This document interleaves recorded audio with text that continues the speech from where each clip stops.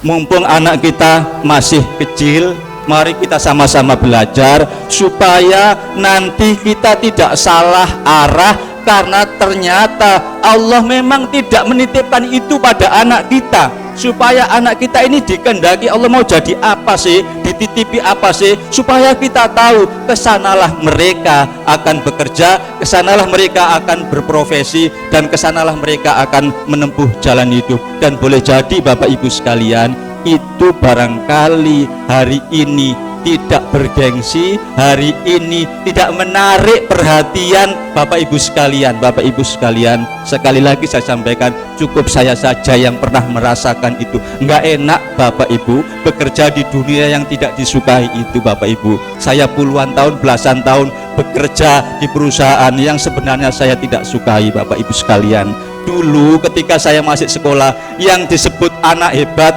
anak pinter itu yang pinter matematika Bapak Ibu sekalian, ya. Yang lain itu tidak, yang lain itu tidak disebut anak pinter. Maka bapak saya bilang, Wang, kamu itu walaupun agama 10, PMP 10, bahasa Indonesia 10, kalau matematikanya dapat 6 itu anak bodoh. Begitu kesimpulannya Bapak Ibu sekalian, ya. Padahal Bapak Ibu sekalian, saya ini kelas 1 SMP sudah juara lomba pidato. Saya sudah bisa nulis ke mass media ketika saya masih SMP. Dan saya suka tampil di depan umum begini. Maka betapa ketika saya kerja di perusahaan, di pabrik, itu tidak pernah ketemu dunia seperti itu Bapak Ibu sekalian. Maka saya seperti hidup di dunia yang bukan diciptakan untuk diri saya. Saya berdoa terus, semoga Allah memberikan jalan, dan alhamdulillah saya menemukan diri saya sendiri sebelum saya meninggal dunia. Alangkah kasihannya anak-anak kita sepanjang hayatnya nanti ternyata begitu sudah mau meninggal baru menyadari, kenapa saya dulu hidup di dunia yang dipaksakan orang tua saya, yang saya tidak pernah menyukainya itu. Bapak Ibu sekalian, ya, saya sudah menjalani dunia yang saya sukai, yang pernah saya bayangkan itu. Saya bisa menulis berjam-jam walaupun tidak dibayar, walaupun saya nulis juga dibayar orang. Saya bisa tampil di hadapan Bapak Ibu sekalian berjam-jam tidak dibayar. Hari ini juga tidak dibayar, yang bayar kepala sekolah Bu, bayarannya khusus ya. Ya, tetapi saya juga mengalami betapa rezeki itu datangnya dari Allah, dan hari ini saya bekerja dengan penuh kegembiraan Bapak Ibu sekalian. Saya sudah beberapa kali tampil, hanya sekali dibayar 1,5 kali gaji saya ketika masih kerja, berangkat pagi pulang malam, berangkat pagi pulang malam, berangkat pagi pulang malam.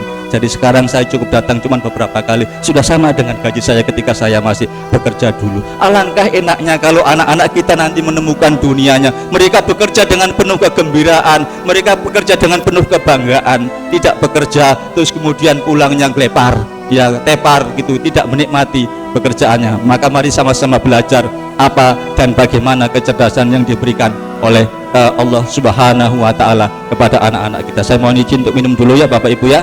Bapak Ibu kan dengarkan saya ngomong terus begini naus ini ya. Ya Bapak Ibu, yang pertama ada jenis kecerdasan yang namanya kecerdasan bahasa. Ya, nanti tolong diamati.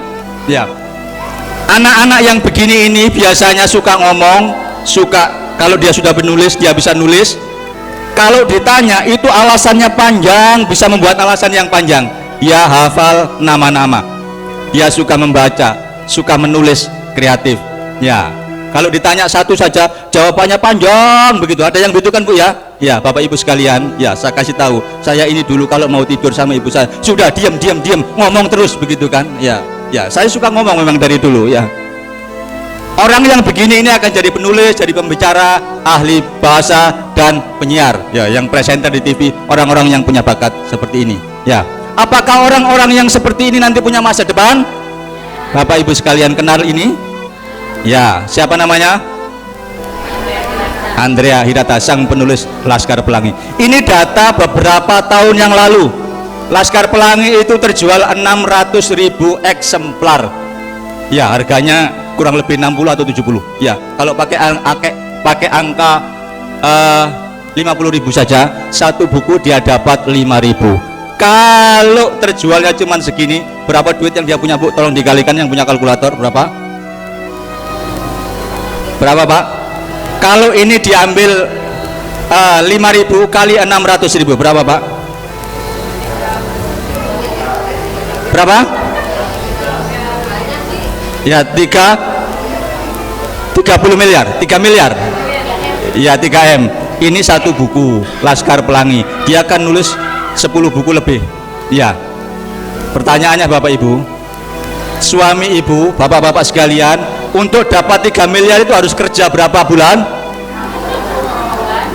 Wah, itu sampai patah pinggangnya barangkali. Ya. Iya, dia hanya kerja di rumah dan dengan penuh kegembiraan saja dia menulis ini. Ya, Bapak Ibu, kalau mau ngundang Andrea Hirata, berapa bayarnya? Ada yang tahu?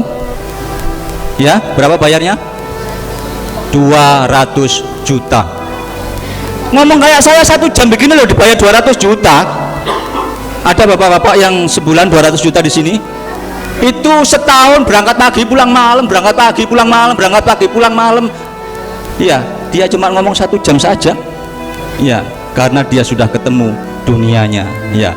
Anak-anak kita, Bapak Ibu, di antara anak-anak kita juga ada yang seperti ini, dan barangkali nanti di sekolahnya akan ketinggalan. Yang kedua, Bapak Ibu sekalian, ini ada yang namanya cerdas logis matematis. Ini yang paling banyak disukai orang tua, yang paling banyak disukai guru, karena nilainya pasti bagus.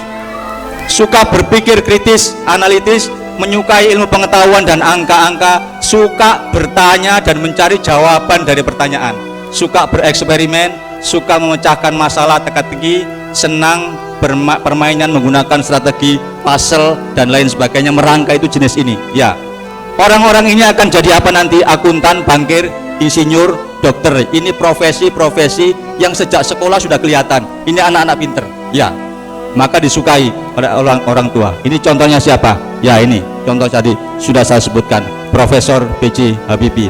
Biasanya dari sekolah sudah kelihatan disukai sekolahan, disukai guru, disukai orang tua.